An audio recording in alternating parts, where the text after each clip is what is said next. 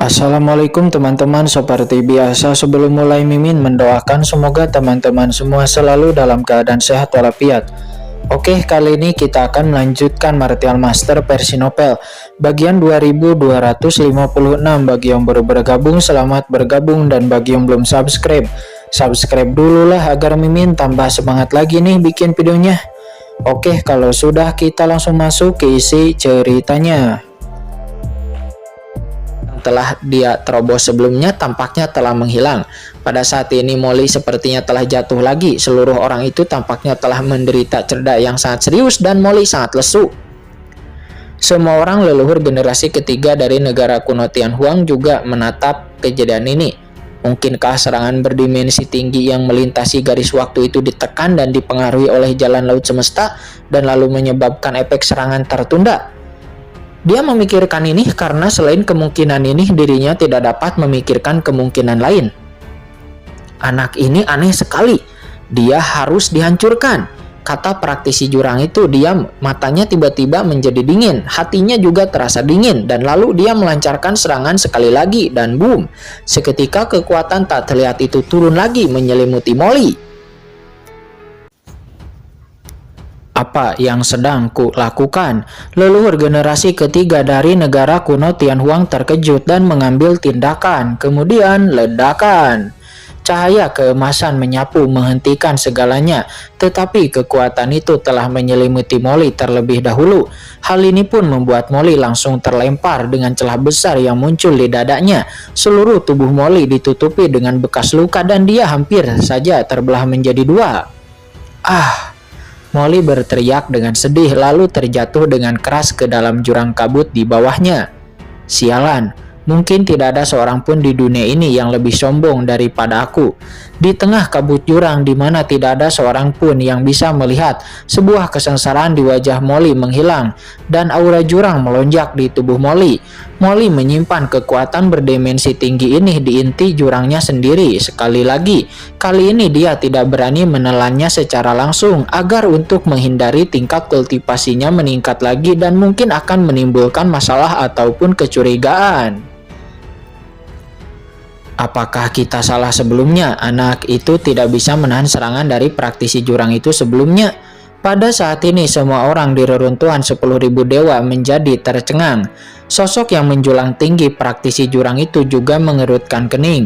Meskipun serangan ini hampir membelah tubuh Molly menjadi dua bagian, namun dirinya masih merasa itu bahkan seperti batu yang tenggelam ke dalam laut yang rasanya terasa sangat aneh.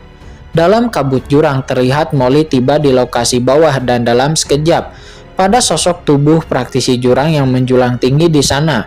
Aura jurang yang tak kasat mata berputar di sekelilingnya dan juga cahaya jalan tampak samar-samar dan itu nampak adalah Qinchen.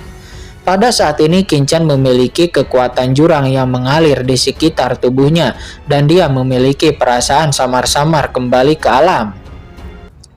Aku mengerti. Tiba-tiba mata Qinchen terbuka dan cahaya yang tidak dapat dijelaskan melintas di matanya. Alasan mengapa aku tidak bisa menerobos karena kerana Kaisar Dewa adalah karena aku tidak memiliki cukup asal-usul kekuatan jurang. Yah, kata Qinchen, dia menunjukkan ekspresi tidak percaya. Iblis Qin, aku dalam masalah, kata Molly. Pada saat ini Molly tiba-tiba datang ke depan Qinchen dan berkata dengan panik. Mendengar ini, Qinchen mengerutkan kening lalu menoleh untuk melihat. Dia pun segera melihat tubuh Molly yang hampir terbelah dua. Tubuhnya nampak sangat berdarah. Apa yang kamu lakukan lagi, dasar bocah? Qinchen mengerutkan kening. Kenapa kamu menjadi kacau begini? Molly pun menjadi tertegun menatap tubuhnya yang hampir terbelah dua dan tahu bahwa dia tampak menjadikannya. Dia buru-buru mengaktifkan inti jurang di dalam tubuhnya. Iblis Qin, bukan itu yang kumaksud. Luka-luka di tubuhku ini palsu, kata Molly. Dia berkata dengan tergesa-gesa dengan suara berdengung. Kemudian aura mengerikan dari keluarga kerajaan jurang menyapu dan tubuh Molly yang terbelah menjadi dua sebelumnya tiba-tiba langsung sembuh dengan kecepatan yang mencengangkan. Kecepatan itu bahkan mengejutkan Qinchen. Orang ini setelah bertemu dengan praktisi jurang, dia bagaikan ikan di dalam air, kata Qinchen. Dia diam-diam merasa kagum, bahkan dirinya sendiri pun cukup kagum dengan kecepatan penyembuhan Molly ini. Hanya dalam sekejap, luka-luka di tubuh Molly sembuh dan aura mengerikan seorang kaisar dewa tingkat menengah memenuhi udara, memancarkan aura yang menggetarkan jantung. Hei, kultivasimu. Pada saat ini Qinchen juga merasakan aura kaisar dewa pada tubuh Molly dan matanya bersinar. Apakah kamu sudah mencapai tingkat kaisar dewa? Kata Qinchen, matanya berbinar dan dia tampak sedikit bersemangat, seolah-olah dia telah melihat sesuatu yang membuatnya bersemangat. Melihat ekspresi Qinchen, Molly merasa seolah-olah dia telah menyesap air es di hari-hari terpanas di musim panas, dan semua pori-pori di tubuh Molly membesar karena senang. Hehehe, Raja Iblis Qin, kamu benar. Kaisar Dewa ini telah membuat terobosan. Aku tidak hanya menerobos ke ranah Kaisar Dewa, aku juga langsung menerobos ke tahap tengah Kaisar Dewa. Yah, sayangnya bakatku terlalu tinggi yang juga membuatku pusing. Kultivasiku telah meroket terlalu cepat dan aku bahkan tidak punya waktu untuk beradaptasi, kata Molly. Dia menghela napas dan menggelengkan kepalanya saat berbicara, dan ekspresinya sok seperti yang seharusnya. Boom! Namun sebelum dia bisa menyelesaikan kata-katanya, tiba-tiba sebuah cahaya dingin menyambar ke dadanya dan dengan desisan sepotong daging Molly pun terputus dari dadanya dan lalu aliran darah segera menyembur keluar. Iblis Qin, apa maksudmu dengan ini? Kata Molly. Dia menatap daging dan darahnya yang hilang dari dadanya. Wajah Molly menjadi bingung. Jangan bicara omong kosong, biarkan aku merasakan betapa kuatnya darah keluarga kerajaan di tingkat kaisar dewa tahap tengahmu itu, kata Qinchen. Dia berkata dengan tidak sabar. Kesadaran spiritual Qinchen telah merasuki sepotong daging dan darah ini lalu berdengung.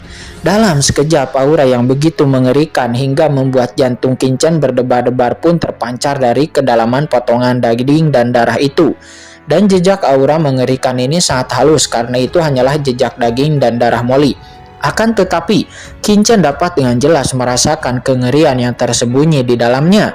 Ini adalah sebuah perasaan ngeri. Ini bahkan lebih besar daripada sosok berdimensi tinggi praktisi jurang itu yang pernah dilihatnya sebelumnya.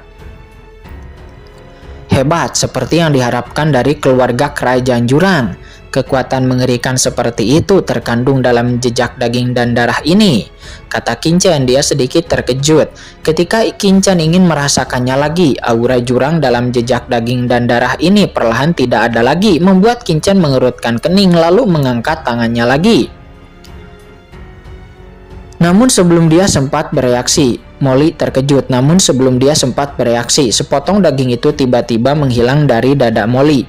Jika sebelumnya hanya sedikit yang hilang, sekarang ukurannya hampir sebesar telur puyuh. Sialan, Iblis Qin, apa yang kamu lakukan? Aku sekarang adalah Kaisar Agung tingkat menengah. Apakah sikapmu terhadap para seniormu seperti ini? Kata Molly. Dia tercengang. Apa senior? Aku belum pernah membunuh kaisar dewa tingkat menengah sebelumnya, kata Qinchen. Dia mengangkat kepalanya dan melirik Molly dengan jijik. Lagi pula, jangan bilang kalau sekarang kamu hanya kaisar dewa tingkat menengah. Bahkan, jika kamu menjadi kaisar dewa tingkat tinggi, kamu akan selalu menjadi iblis kecil di mataku, kata Qinchen. Apa? Iblis kecil? Mendengar itu mata Molly membelalak dan wajahnya memerah. Ini terlalu memalukan, bukan? Kamu, aku hebat. Molly ingin mengatakan sesuatu akan tetapi langsung dipotong oleh Qinchen. Hah, jangan berisik. Biarkan aku menyerap kekuatan keluarga kerajaan jurang di tubuhmu dan melihat apa perbedaannya dengan kekuatan jurang biasa, kata Qinchen. Setelah mengalami pertarungan sebelumnya dan terobosan Molly, Qinchen langsung mengerti bahwa alasan mengapa dirinya terjebak di ranah puncak kaisar dewa setengah langkah itu memang karena kurangnya kekuatan jurang. Namun, aura jurang yang dipancarkan oleh sosok menjulang tinggi praktisi jurang sebelumnya tidak cukup murni, menyebabkan aura di tubuh Qinchen bergejolak, akan tetapi dia tidak dapat membuat terobosan. Sekarang setelah Qinchen melihat Molly yang merupakan anggota keluarga kerajaan jurang yang telah menerobos ke ranah kaisar dewa tingkat menengah, Qinchen tentu ingin mencobanya dan kemudian berdengung. Di depan Molly, Kincen tiba-tiba memasukkan aura keluarga kerajaan jurang itu ke dalam potongan daging dan darah ini secara langsung ke dalam tubuhnya sendiri. Sial, iblis Qin, ini tidak akan menganggap diriku sebagai kantong darah kan? Melihat ini, mata Molly berubah menjadi hijau, seluruh tubuhnya terasa dingin, dia menjepit kakinya dan keringat dingin keluar dari punggungnya. Di sisi lainnya, ekspresi Kincen tiba-tiba berubah di saat kekuatan ini memasuki tubuhnya. Ledakan! Aura mengerikan yang membuat daging dan darah Kincen bergetar pun menyebar ke seluruh tubuhnya dalam sekejap.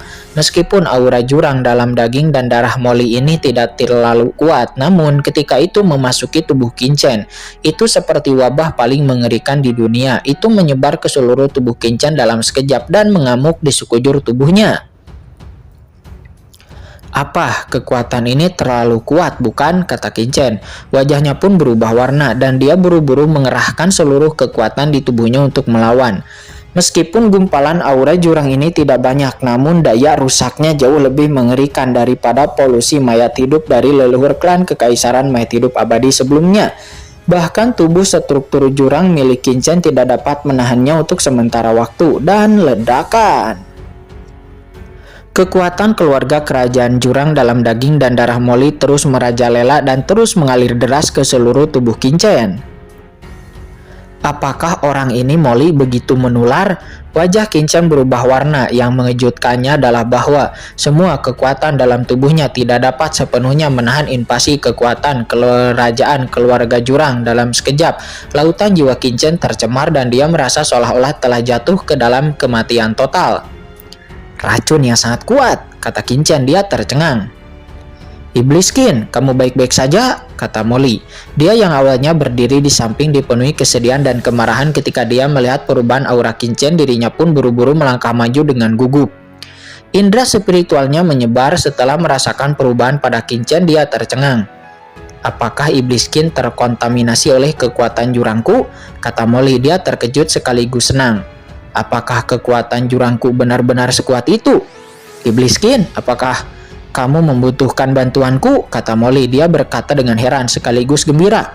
Meskipun dia mengatakan ini, dia sangat bangga di dalam hatinya. Hehehehe, iblis ini telah mengikat hatinya dalam kepompong, dan apakah dia berani bersikap sombong di hadapanku di masa depan? Gumam Molly.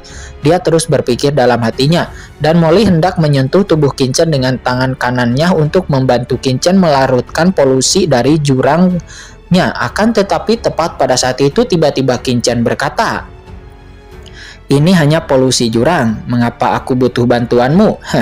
Kekuatan guntur, kata Kincen. Seketika sinar petir tiba-tiba meledak dari pupil mata Kincen yang gelap dan ledakan. Aura mengerikan itu tiba-tiba meledak dari tubuh Kincen seperti matahari yang menyinari salju putih. Itu langsung menyapu bersih polusi keluarga kerajaan jurang di tubuhnya dan lalu mengubahnya menjadi kekuatan jurang murni, yang mana itu langsung menyatu kembali ke dalam tubuh Kincen. Sial. Tangan Molly yang terulur pun tiba-tiba berhenti dengan ekspresi ngeri di wajahnya. Meskipun hanya ada sedikit aura guntur yang terpancar dari tubuh Kincen, namun hal itu sukses memberi Molly perasaan bahwa dia sedang sendirian melayang di depan lautan guntur biru tua. Dan menghadapi lautan guntur biru tua yang luas dan tak terbatas juga tak berujung, pada saat itu Molly merasa tidak berarti dan juga ketakutan.